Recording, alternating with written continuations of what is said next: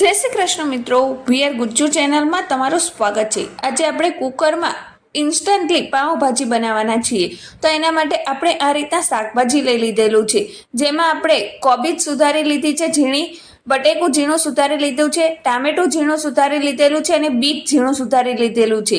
સાથે જ એનો વઘાર કરવા માટે કેપ્સિકમ મરચું, લીલું મરચું જે તીખું આવે એ, લસણ અને ડુંગળી સુધારી લીધેલું છે।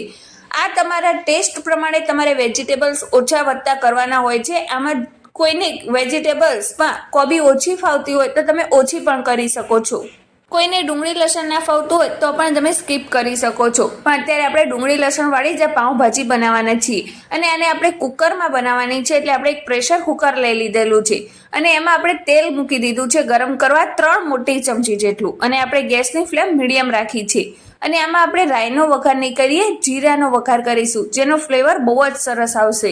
તો આપણે જીરું અડધી ચમચી જેટલું ઉમેર્યું છે અને સાથે જ હળદર પાવડર અડધી ચમચી જેટલું ઉમેરી દીધું છે। અને હવે આપણે વઘાર કરવા માટે જે કેપ્સિકમ મરચાં લીધા હતા તે આમાં ઉમેરી દઈશું।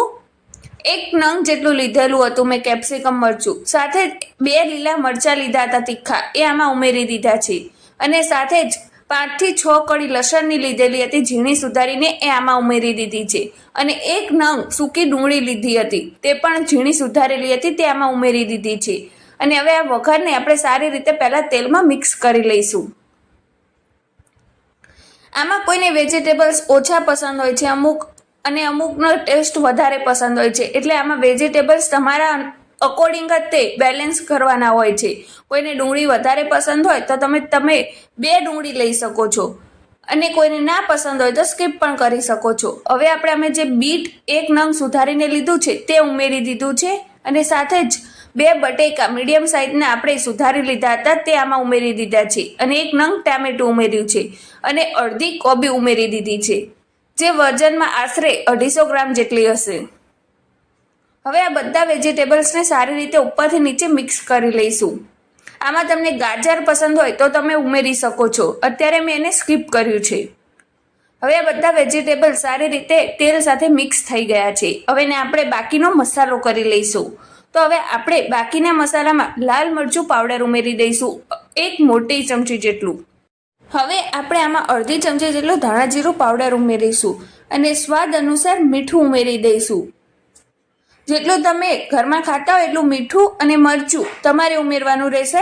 કોઈના ટેસ્ટ અલગ અલગ હોય છે, એટલે આ બધી વસ્તુને સારી રીતે મિક્સ કરી લઈશું। ઉપરથી નીચેથી મિક્સ કરવું બહુ જ જરૂરી છે। આપણે રૂટીન મસાલાઓમાંથી જે પાઉંભાજીને બનાવી છે, બહુ આપણે ગરમ મસાલાનો યુઝ નથી કર્યો। હવે આપણે આની અંદર 1 કપ જેટલું પાણી ઉમેરી દઈશું, અને વધારે પાણી નથી ઉમેરવાનું, નહીંતર પાણી પોચી થઈ જશે આપણી ભાજી, એટલે આપણે અડધી કપ જેટલું જ ઉમેરવાનું છે। હવે આનું પ્રેશર કુકરનું ઢાંકણ બંધ કરી દઈશું, અને આપણે મીડિયમ ગેસ ઉપર એની 3 થી 4 વિસલ થવા દઈશું। જો આ રીતના મીડિયમ ગેસ રાખેલો છે, અને આપણું પ્રેશર કુકરનું ઢાંકણ બંધ કરી લીધું છે, અને 3 થી 4 વિસલ થઈ જાય ત્યારબાદ આપણું કુકર ઠંડુ થઈ ગયું છે, રૂમ ટેમ્પરેચર ઉપર આવી ગયું પછી આપણે એને જોઈએ તો જો કેટલો સરસ મજાનું તેલ છૂટું પડ્યું, એ રીતના આપણી ભાજી બનીને તૈયાર થઈ ગઈ છે। જો કેટલી સરસ મજાનો એનો કલર પણ આવી ગયો છે, અને તમે જો કેટલું સરસ મજાનું અંદરનું વેજીટેબલ પણ બફાઈ ગયું છે। હવે આ રીતના ભાજી બની જાય ત્યારબાદ એમાં ઉપરથી 2 મોટી ચમચી જેટલો આપણે પાઉંભાજી મસાલો ઉમેરીશું। આપણે અંદર નતો ઉમેર્યો કારણ કે એ બળી જાય, અંદરનો ટેસ્ટ સારો ના આવે એટલે, અને અડધી ચમચી જેટલો ગરમ મસાલો ઉમેર્યો છે। હવે એને આપણે સારી રીતે ભાજીમાં મિક્સ કરી લઈશું। આ રીતના તમે કુકર ખોલીને પછી ઉમેરશો ને તો એની ફ્લેવર બહુ જ સરસ આવશે, એટલે આપણે અંદર નથી ઉમેર્યો જ્યારે એને બનાવતા હતા ત્યારે।